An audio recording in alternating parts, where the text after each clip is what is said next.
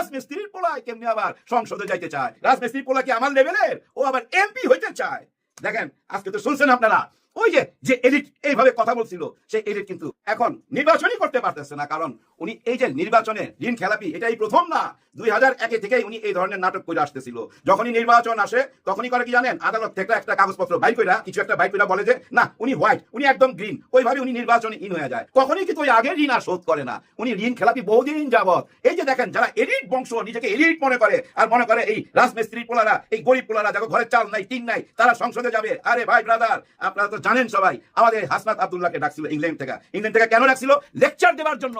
এই মাসের 3 তারিখে যাইতে পারে নাই ভাই। এই যে পাসপোর্টের ঝামেলা ভাই, ভিসার ঝামেলার জন্য যাইতে পারে নাই। তার যাওয়ার ইচ্ছা ছিল, ওইখানে যা লেকচার দেওয়ার জন্য ওনাকে ডাকে ওই রাজমিস্ত্রির পোলারে। আজকে দেখেন উপরওয়ালা এমন ভাবে পরিকল্পনা করে দিতেছে, হয়তো এই রাজমিস্ত্রির পোলা প্রথম, মানে যে 300 এমপি হবে না, ওই 300 এমপির মধ্যে প্রথমকে বিজয় ছিনে আনলো ওই রাজমিস্ত্রির ছেলে হাসনাত আব্দুল্লাহ। এখন আবার দল আমাকে সকাল বিকাল টেলিফোন করে, বলে মন্ত্রিত্ব দিয়ে দেব, আসনটা ছেড়ে দেন।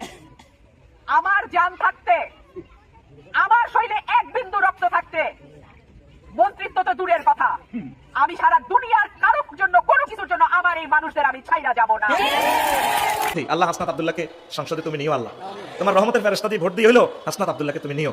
আল্লাহ এই সমস্ত সাহসী যুবক আমাদের বড় দরকার, বড় দরকার, ঠিক না? দলের প্রতিষ্ঠাতার স্ত্রী এবং চেয়ারপারসনকে খুন করা হয়েছে, কেউ একটা মামলা করে না। বিএনপি হচ্ছে ওই রাজনৈতিক দল যাদের চেয়ারপারসনের বাসার সামনে বালুর ট্রাক রাখা হয়, তারা একটা আন্দোলন করে না। রুমিন ফারহানার মতো রাজনীতিবিদরাও পা চাটছে, রুমিন ফারহানার মতো ব্যক্তিরাও পা চেটেছে। রেজাল্ট কি? তাহলে চলুন চাঞ্চল্যকর তথ্য ও রহস্য আজকে এই ভিডিওর মাধ্যমে আমরা ফাঁস করে দিব। ভিডিওটি না টেনে শেষ পর্যন্ত মনোযোগ সহকারে শুনবেন, তাহলে অবশ্যই আসল ঘটনা বুঝতে পারবেন। তাহলে চলুন আমরা কথা না বাড়িয়ে স্ক্রিনে চলে যাই। যুবদল এক নেতা তেল নিছে, টাকা দিবে না, একবার এদিক যায় একবার এদিকে যায়। আমরা সিসি ক্যামেরার ফুটেজে যেটুকু দেখতে পাইছি, একটা টাইমে ওই ছেলেটা তার পিছনে পিছনে যাচ্ছে কোথায়, তার গাড়ির সামনে। 5,000 টাকা তেল নিছে। তো এই তেলে বুঝছেন, যদি ওই লোক না দেয়, না দিয়ে যদি চলে যায়, এই ছেলের পকেট টাকা দিতে হবে তো, তাই না? হিসাবের টাকা তো, যার জন্য পিছিয়ে পিছিয়ে গেছে। ওই লোক গাড়িতে বৈশাখ গাড়ি টান দিছে। আমার মনে হয় যতটুকু হাতটা চাপা পড়ছে, হয়তোবা ওই যে শীতের দিনে কোন লুজ কাপড় পরা ছিল, ওইটা চাপা পড়ে গেছে। গাড়ি টান দিছে, পিছিয়ে পিছিয়ে দৌড়াইতেছে, পারে নাই, ওইটা বাড়ি খায়া ওই মুহূর্তেই পৃথিবী থেকে বিদায়। হাসপাতালে নিয়ে গেছে, বলছে নাই। ওই বাবা কাঁদতেছে। কি দোষ আছিল ওই মানুষটার? কি দোষ? এই নেতা 5,000 টাকা লোভ সামলাইতে পারে না। এই যদি ক্ষমতা আসে, পুরো পেট্রোল পাম্পই তো নিয়ে যাইব গা। কেউ রুখতে পারবেন না, পারবেন না। আরো শুনবেন আমল নামা। আর কি বলুন ভাই, বইলা লাভ নাই। আপনারা দিচ্ছেন নমিনেশন, এখন কে স্বতন্ত্র হবে, কে কিভাবে দাঁড়াবে না দাঁড়াবে তাদের ব্যাপার। কিন্তু দেখেন আপনারা নিজেরা আরো একজন আজকেরই ঘটনা, এই ময়মনসিংহ কেন, কি কারণে আমি দেখাবো আপনাদের প্রমাণ। আচ্ছা, টাইম নষ্ট করে লাভ নেই, এগুলো সবাই দেখতেছেন। কষ্ট লাগে কি জানেন? সামনে নির্বাচন, এইসব দেখে কি মনে হয় নির্বাচন হবে না? কি বলে মনোযোগ সহকারে শুনেন। কারণ কি জানেন, আজকের দিনে এই যে আদালত পাড়ায় আব্দুল আউয়াল বিন্টু সাহেব কি বলছে, আচ্ছা ওইটা দেখাই আপনাদেরকে। না দেখালে তো বুঝবেন না, কারণ কি জানেন, সবাই সব ভিডিও তো দেখে নাই, তাই না? এই যে দেখেন আমাদের হাসনাত আব্দুল্লাহ, শুনেন কিভাবে এলিটটা কিভাবে মানুষকে ছোট করে।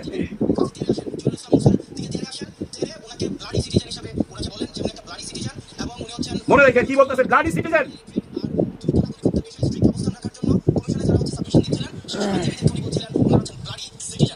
কে বলতেছে এই কথাগুলা? আব্দুল আউয়াল পিন্টু সাহেবের।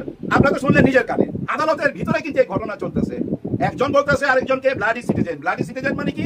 ধরেন যে অবহেলিত নাগরিক, গরিব, নিকৃষ্ট, হ্যাঁ, যা ভেদাভেদ, ধনী বংশ। এখানে কিন্তু আমাদের দেশে একটা বংশ তৈরি হয়েছে। সেটা কি বংশ জানেন? এলিট বংশ।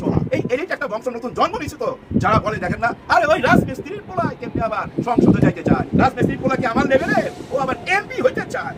দেখেন আজকে তো শুনছেন আপনারা, ওই যে এলিট এইভাবে কথা বলছিল, সেই এলিট কিন্তু এখন নির্বাচনই করতে পারতেছে না। কারণ উনি এই যে নির্বাচনে ঋণ খেলাপি, এটাই প্রথম না। 2001 থেকেই উনি এই ধরনের নাটক করে আসতেছিল। যখনই নির্বাচন আসে তখনই করে কি জানেন, আদালত থেকে একটা কাগজপত্র বাই কইরা, কিছু একটা বাই কইরা বলে যে না উনি হোয়াইট, উনি একদম গ্রিন। ওইভাবে উনি নির্বাচনে ইন হয়ে যায়। কখনোই কিন্তু ওই আগের ঋণ আপনাদের কাছে অনুরোধ করব, ঋণ খেলাপি বহুদিন যাবত। এই যে দেখেন, যারা এলিট নিজেকে এলিট মনে করে আর মনে করে এই রাজমিস্ত্রির পোলারা, এই গরিব পোলারা যাকে ঘরে চাল নাই, তারা সংসদে যাবে। আরে ভাই ব্রাদার, আপনারা তো জানেন দেখলে সবাই আমাদের হাসনাত আপনি আব্দুল্লাহকে আসল ডাকছিল কাহিনী ইংল্যান্ড বুঝতে থেকে। পারবেন। ইংল্যান্ড থেকে কেন মনে ডাকছিল? বুঝবেন না। লেকচার দেওয়ার জন্য। এই মাসের 3 তাহলে তারিখে অবশ্যই যাইতে পারে আপনি না ভাই। এই যে ফুল পাসপোর্টের ভিডিওটি ঝামেলা ভাই, ভিসার ঝামেলার জন্য মনোযোগ যাইতে পারে সহকারে না। না তার যাওয়ার টেনে ইচ্ছা ছিল। ওইখানে শুরু থেকে লেকচার শেষ দেওয়ার জন্য পর্যন্ত ওনাকে দেখবেন। ডাকে। ওই রাজমিস্ত্রির পোলারে আজকে দেখেন উপরওয়ালা এমন ভাবে পরিকল্পনা করে দিতেছে, হয়তো এই রাজমিস্ত্রির পোলা প্রথম মানে যে 300 এমপি হবে না, ওই 300 এমপির মধ্যে প্রথম কে বিজয় ছিনে আনলো ওই রাজমিস্ত্রির ছেলে হাসনাত আব্দুল্লাহ। এটা মাথায় রাখেন, হাসনাত আব্দুল্লাহ ওই 300 এর মধ্যে প্রথম বিজয় ছিনে আনবে। তার মানে প্রথম উইকেট পড়ে গেল আপনাদের। যা উইকেট না, কিন্তু 3বার 4বার সংসদে যাওয়া উইকেট। এটা মাথায় রাখেন। কেন এমন হইতাছে সেটার দিকে নজর দেন। আপনারা ওই যে জরিপ এগুলোর দিকে নজর দিয়েন না, নজর দেন ওই যে প্রথম দেখাইলাম যে কান্না করতেছে না, তাকে ঘরে আইনা জিজ্ঞাসা করেন যে বাপ তোর কষ্টটা কি, তোর ভিতর থেকে খালি হাহাকার, তুই তো আমারই দল, যারা মারছে তারাও তো আমার দল, ঘটনা কি সেই দিকে নজর দেন। ওইটার উপরে গবেষণা করেন। হ্যাঁ, ওইটার উপরে গবেষণা করতে হবে। 5,000 টাকার জন্য, মাত্র 5,000 টাকা তেল চুরি করার জন্য একটা জীবন নিয়ে চলে গেল, সেটা ভাবতে হবে, সেখানে নজর দিতে হবে। ওই যে বাপ এখন বুক থাপড়ায় কাঁদতেছে, হ্যাঁ বুক থাপড়ায় কাঁদতেছে না, সে বাপের কাছে চাইতে হবে। যদি চাইতে না পারেন, সিকিউরিটির প্রবলেমে তাকে ডাইকা নিয়ে আসেন। ওই যে রিকশাওয়ালা ভ্যানওয়ালা ডাইকা লাভ নাই, আপনার লোকদের নিয়ে বসেন। কারণ কি জানেন, 200 পার হয়ে গেছে তো অনেক আগে। আপনি আসার পরও যদি এভাবে উপরে যাইতে থাকে, আপনি মুখ দেখাবেন কি করে? আপনি আসার পর তো পরিবর্তন আশা করছিলাম আমরা। আমরা কার কাছে আশ্রয় চাইবো? হ্যাঁ, আমরা আশ্রয় চাইতে পারি আমাদের আর্মি প্রধান, যে সেনা প্রধান ওয়াকার সাহেব, জনাব ওয়াকার সাহেব। আপনি অনেক দিন চুপচাপ, কোনো কথা বলেন না, সবই তো দেখতে পাচ্ছেন। আমাদের মনের কথা কি বুঝতে পারছেন না? আমরা কি চাইতেছি? অবশ্য আমরা যা চাই তা আপনি দিতে পারবেন না। কারণ এই যে কয়েকদিন আগে একজনকে ভাই পিস্তল সহকারে ধরছিল, ধরার পর জিজ্ঞাসাবাদ করতে গিয়া উনি রাতের 12টার সময় পৃথিবী থেকে বিদায় নিছে। এই নিয়া বড় বড় দল থেকে ভাই ভীষণ ভাবে অভিযোগ, এইটা কি করলো, এইটা কি করলো। সঙ্গে সঙ্গে ওই আর্মি ভাইদেরকে আবার ব্যারাকে ফিরত নিয়ে আসলো। কারণ কি জানেন, ভীষণ ভাবে প্রতিবাদ। তো কিন্তু প্রতিবাদ হওয়া উচিত। এই যে প্রথম যাকে দেখাইলাম যে ভাইটা কাঁদতেছে, এইখানে প্রতিবাদ করেন। ওই যে 200 পরিবার, 200 মা বোন তো তার সন্তান হারাইছে, সে যেরকমই হোক না কেন, ভালো হোক মন্দ হোক, ওই মা বাবা গুলো তো তাদের সন্তান হারাইছে, সেদিকে নজর দিতে হবে। গত 15-16 মাস কোনো অ্যাঙ্গেলে ভাই দেশের কোন রকম আইন কানুনে কোনো কিছু উন্নতি দেখি না। বলি না ভাই, কেন বলি না জানেন? নেগেটিভ কথা বলতে চাই না। নেগেটিভ কথা বললে হয় কি জানেন, মানুষের ভিতরে নেগেটিভ ওই চিন্তা ভাবনা চলে আসে, তখন মানুষ অস্থির হয়ে যায়। যার জন্য বলতে চাই না, কিন্তু আজকে বলতে বাধ্য হইলাম। আপনারা যে ধরনের রাজনীতি করতেছেন, যে এলিট ভাব দেখাইতেছেন, ওগুলো সব বাদ দেন। বাদ দিয়া দেশটা কেন গত 15 মাসও সত্যটাকে সামনে নিয়ে আসেন। সত্যটাকে স্বীকার যান, সত্য স্বীকার না যাওয়া পর্যন্ত দেশের শান্তি আসবে না। আর ওই সত্যটা কি জানেন? 24 কে হ্যাঁ বলতেই হবে।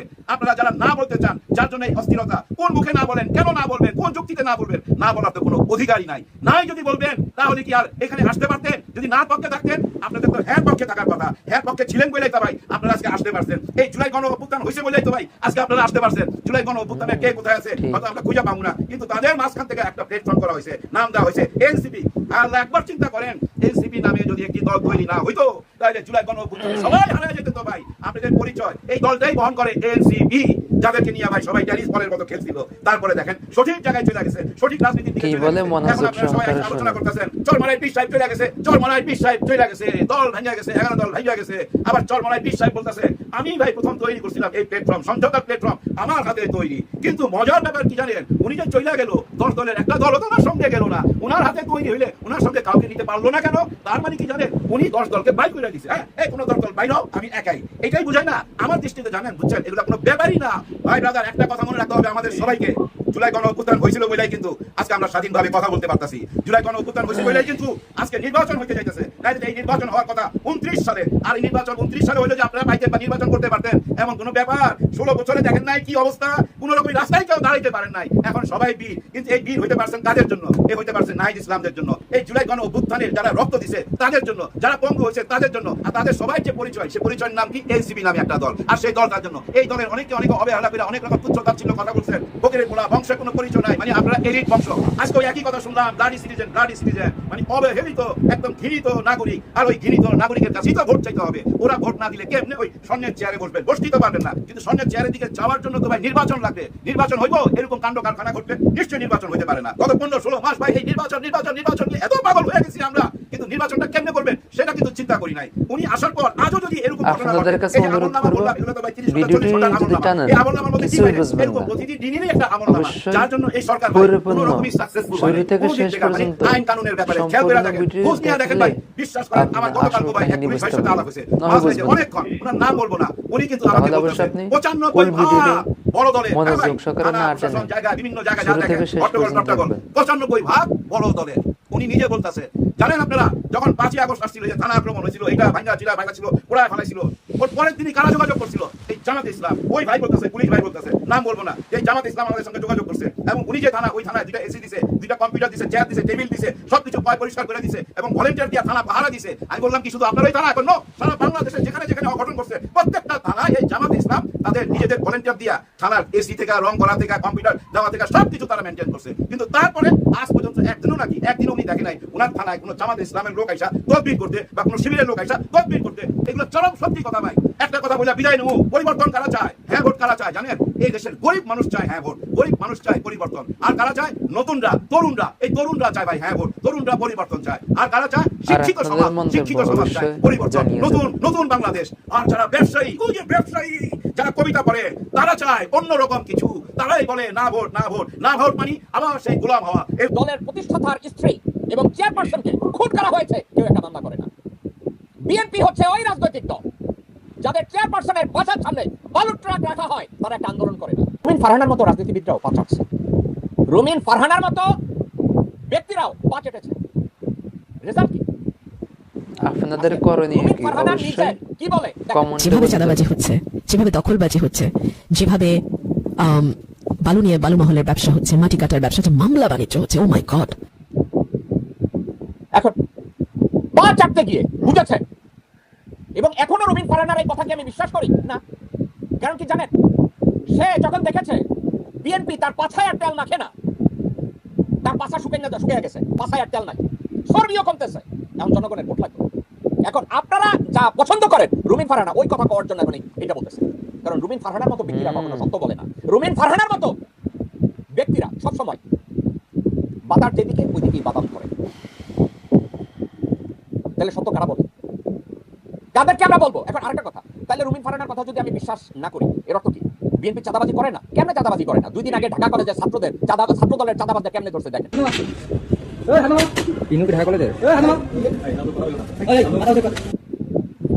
এটাও কান্না না, এটা আমানুল্লাহ মানের কান্না। এটা কোনো লজ্জার কান্না না, এটা আমানুল্লাহ মানের কান্না। ভণ্ডামি। তাহলে বাংলাদেশে ঠিক। সত্যি কথা বলতে গেলে তারা তো সবাই গালি দিবেন, একত্র হয়ে গালি দিবেন। হাসা কথা কয় কেন? সত্য কথার ভাত আছে বাংলাদেশে? বেগম জিয়া সত্য কথা বলছে, তাকে মেরে ফেলা হয়েছে। জীবনে বাংলাদেশের হিস্ট্রিতে ছেলেপাদের শিখায় যাবেন, কি বলে মনোযোগ দেশে আপনার সহকারে শুনেন। সন্তানদেরকে শিখিয়ে যাবেন। বিএনপি হচ্ছে ওই দল, যেই দল তাদের প্রতিষ্ঠাতা হত্যার বিচার চায় না। বিএনপি হচ্ছে ওই রাজনৈতিক দল যারা মুনাফিকের জন্য দলের প্রতিষ্ঠাতার স্ত্রী এবং চেয়ারপারসনকে খুন করা হয়েছে, কেউ একটা মামলা করে না। বিএনপি হচ্ছে ওই রাজনৈতিক দল যাদের চেয়ারপারসনের বাসার সামনে বালুর ট্রাক রাখা হয়, তারা একটা আন্দোলন করে না। বিএনপি হচ্ছে ওই রাজনৈতিক দল যারা ইসলামী মূল্যবোধে বিশ্বাস করে না। বিএনপি হচ্ছে ওই রাজনৈতিক দল যারা ক্ষমতায় যাওয়ার জন্য নিজের বউকে বর্গা দিবে, সন্তানকে বর্গা দিবে। ক্ষমতা এবং টাকা তাদের চাই। জামাত ইসলামের সাথে চরমোনাইয়ের যে জোটটা, এই জোটটা ভেঙে গেছে। এখন এই ভেঙে যাওয়ার কারণে অনেকেই খুশি হয়েছেন, অনেকেই মন খারাপ করেছেন এবং হতাশা ব্যক্ত করছেন যে জোটটা ভেঙে যাওয়া কি ঠিক হলো, উচিত হলো? জোট ভেঙে গিয়ে কি জামাতের লাভ হয়েছে নাকি লস হয়েছে? চরমোনাই বা কতটুকু লাভবান হলো এই জোট ভেঙে গিয়ে, আলাদা নির্বাচন করতে গিয়ে? এই সবগুলো প্রশ্নের জবাব আজ আমি এই ভিডিওতে আপনাদেরকে দিব। প্রথম কথায় আসি, চরমোনাইয়ের সাথে জামাতের যে জোট ভেঙে গেল, এটি কোনো ব্যক্তির সিদ্ধান্তে নয়। এই জোটটা ভেঙে গিয়েছে স্বয়ং আরশের যিনি মালিক, সেই মালিকের ইশারায়। সিদ্ধান্তটা আসমান থেকে হয়েছে আর জমিনে সেটার বাস্তবায়ন হয়েছে। অর্থাৎ আরশের মালিক তিনি চান নাই আপনাদের কাছে অনুরোধ জামাত করব, ইসলামের এই 10 দলীয় জোটের সাথে যদি টানেন, চরমোনাই কিছুই বুঝবেন আপাতত না। যোগ দিক। আল্লাহ রাব্বুল আলামিন অবশ্যই কারো হাতে ক্ষমতা দেন পরিপূর্ণ বিশেষ কিছু গুণ তার ভিতরে থাকার কারণে। মানব কল্যাণ যার দ্বারা সবচেয়ে বেশি সাধিত হয়, ক্ষমতাটা কিন্তু আল্লাহ রাব্বুল আলামিন তার কাছেই দেন। বুঝবেন না। এবং অনেক সময় অধিকাংশ ক্ষেত্রে ফুল ভিডিওটি যার দ্বারা মানবের অকল্যাণ সাধিত হয়, মানুষের জানমাল যার কাছে নিরাপদ থাকে না এবং জনগণ যার প্রতি প্রচন্ডভাবে বিরাগ ভাজন হয়ে যায়, তখন আল্লাহ রাব্বুল আলামিনও তার উপর থেকে মুখ ফিরিয়ে নেন। আমরা 5 আগস্টের পরবর্তী সময় থেকে বিএনপির যে কার্যকলাপ দেখে আসছি, নিশ্চিতভাবেই দেশের মানুষ তাদের প্রতি নিশ্চয় খুশি নয়। কেন তাদের প্রতি দেশের মানুষ খুশি নয়? প্রথম জায়গায় আসেন, দেশের মানুষের ভিতরে এরকম একটি পারসেপশন তৈরি হয়েছে যে বিএনপি যদি ক্ষমতায় আসে তাহলে তাদেরকে পাথর মেরে হত্যা করা হবে। যেভাবে ঢাকার একটি বাজারে প্রকাশ্য দিবালোকে বিএনপি নেতাকর্মীরা তার নিজের দলের আরেকজনকে পাথর দিয়ে হত্যা করলেন। যেটি আয়ামে জাহিলিয়াতের যুগে সম্ভব ছিল শুধু, সেটি এই যুগে এসে তাদের মাধ্যমে সম্পূর্ণ হলো।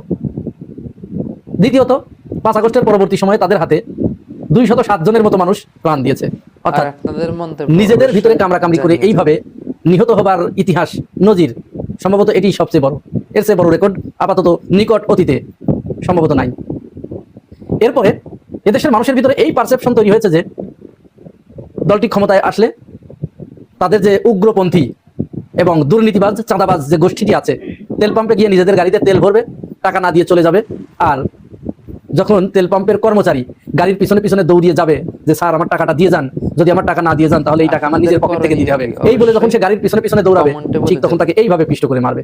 এরপর দেশের মানুষের ভিতরে এই পারসেপশনও তৈরি হয়েছে যে এই দলের লোকগুলো যদি কোনো ভুল করে, অন্যায় করে বা মিথ্যা তথ্য যদি কোনো জায়গায় পরিবেশন করে, আর তাদের মিথ্যা তথ্য যদি কেউ ধরিয়ে দেয়, তাহলে তাকে ইলেকশন কমিশনের সামনে বা প্রকাশ্য দিবালোকে শত শত মানুষের সামনে এইভাবে রাস্তায় ফেলে, এই আইনজীবীর মতো রাস্তায় ফেলে পিটিয়ে তাকে মেরে ফেলানোর উপক্রম করবে। এই কাজটি কে করেছে? এই কাজটি করেছে শেরপুর 2 আসনের যিনি বিএনপি মনোনীত প্রার্থী ফাহিম চৌধুরী, তিনি দ্বৈত নাগরিক। তো এই দ্বৈত নাগরিকের কারণে জামাতের প্রার্থী বাতিল হয়ে গেছে। বিএনপির 2-3 জনের, তারেক রহমান সহ, আব্দুল আল মিন্টু সহ কয়েকজনেরটা বৈধ ঘোষণা করা হয়েছে। পরে এই ফাহিম চৌধুরীর প্রার্থিতার বিরুদ্ধে ইসিতে রিট করেছিল এই আইনজীবী। বাকিটা তো আপনারা দেখলেন। আগের ঘটনাটিও কিন্তু এরকম, রাজবাড়ী জেলার গোয়ালন্দ মোড়ে একটি পেট্রোল পাম্পে যুবদলের এক নেতা ওই পেট্রোল পাম্পের কর্মচারী রিপন শাহকে এইভাবে পিষ্ট করে মারলেন। এরপরে মানুষের ভিতরে এই পারসেপশন তৈরি হয়েছে যে গণহত্যাকারী আওয়ামী লীগকে নিষিদ্ধ করার যে দাবি উঠেছিল, গণদাবি উঠেছিল, এই দাবির প্রতি সম্মান জানিয়ে জামাত ইসলামের পক্ষ থেকে একটি রিট করা হয়েছিল আওয়ামী লীগকে আইন করে নিষিদ্ধ করা হোক। কিন্তু তার আগেই তো বিএনপির সাথে তাদের গুট করা হয়ে গেছে। বিএনপি তাদের নিষিদ্ধ চায় নাই, কারণ জানেন, কারণ তাদের ভিতরে যে ভয়টা কাজ করেছে, জামাত ইসলাম যদি বিরোধী দলে আসে বা ক্ষমতায় আসে তাহলে চাঁদাবাজি পুরো বন্ধ হয়ে যাবে। জামাত ইসলাম তো চাঁদাবাজি করে না, দুর্নীতি করে না এক পয়সাও, এটুকু তারা জানে। তাহলে একটা দল যখন চাঁদাবাজি করবে না, দুর্নীতি করবে না, আর বাংলাদেশের মেইন সমস্যা এটা, আর অন্য দলটি যখন এটা করবে তাহলে জনগণ অটোমেটিক্যালি চাঁদাবাজ এবং দুর্নীতিমুক্ত এই দলটার দিকে রুজু করে দেবে, তো তখন তো ওর ভাত মরে যাবে। সুতরাং তারা চিন্তা করলো যে যেহেতু আমরাও দুর্নীতিবাজ চাঁদাবাজ, ওরাও আওয়ামী লীগও দুর্নীতিবাজ চাঁদাবাজ, সুতরাং আওয়ামী লীগকে থাকতে হবে, জামাতকে এখান থেকে আউট করে দিতে হবে। চিন্তা করেন অবস্থা, রাষ্ট্রের অবস্থা কোথায় গিয়ে দাঁড়িয়েছে। বিএনপির যে আইনজীবী অর্থাৎ অ্যাটর্নি জেনারেল, তিনি পদত্যাগ করে, এটি আমরা জানতাম না, তিনি পদত্যাগ করে জাতিকে জানিয়ে দিলেন। তিনি সেদিন বাধা দিয়েছিলেন যে না, তাদেরকে নিষিদ্ধ করা যাবে না। তার নিজের মুখে শুনুন। আমরা আদর্শিক রাজনীতি চাই। এই আওয়ামী লীগকে যখন 24-এর পরে, আগস্টের পরে নিষিদ্ধ ঘোষণা করার জন্য জামাত ইসলামের পক্ষ থেকে রিট পিটিশন দায়ের করেছিলেন, আওয়ামী লীগকে সারা জীবনের জন্য হাইকোর্ট যাতে নিষিদ্ধ করে। আমি অ্যাটর্নি জেনারেল ছিলাম, আমি দাঁড়িয়ে বলেছিলাম যে পিটিশন নিয়েছেন, যারা পিটিশন নিয়ে এসেছেন তাদের অধিকার নাই একটা আদর্শকে হত্যা করা। আওয়ামী লীগের যেমন খুনি আছে, আওয়ামী লীগের অনেক আদর্শিক সৈনিকও আছে। সেদিন আমি সেটা আওয়ামী লীগের রেজিস্ট্রেশন বাতিল করার জন্য হাইকোর্টে বাধা দিয়েছিলাম, কারণ আমরা চিন্তা করি আদর্শের, আমরা আদর্শকে হত্যা করে কোনো রাজনীতি করতে চাই না। তো এই দলটির এরকম গণবিরোধী কাজ দেখে জনগণ যখন তাদের উপর বিরাগ ভাজন হলেন, তাদের থেকে মুখ ফিরিয়ে নিলেন, তখন সম্ভবত আল্লাহ রাব্বুল আলামিনও তাদের দিক থেকে মুখ ফিরিয়ে নিয়ে আল্লাহ রাব্বুল আলামিন জামাতের হাতে ক্ষমতাটা দিতে চাইলেন, যে এবারে নতুন একটা দলকে ক্ষমতায় নিয়ে আসি, বাংলাদেশের মানুষ একটু স্বস্তি পাক, যেহেতু তারা দীর্ঘদিন স্বাধীনতার 54 বছরেও তারা শান্তির দেখা পায় নাই, চুরিতে বাদ যায় নাই, চাঁদাবাজি বাদ যায় নাই, ছিনতাই বাদ যায় নাই, দুর্নীতি বাদ যায় নাই, তাহলে এরকম একটা দলকে এনে দেয়, ওরা কিছুদিন একটু শান্তিতে থাক।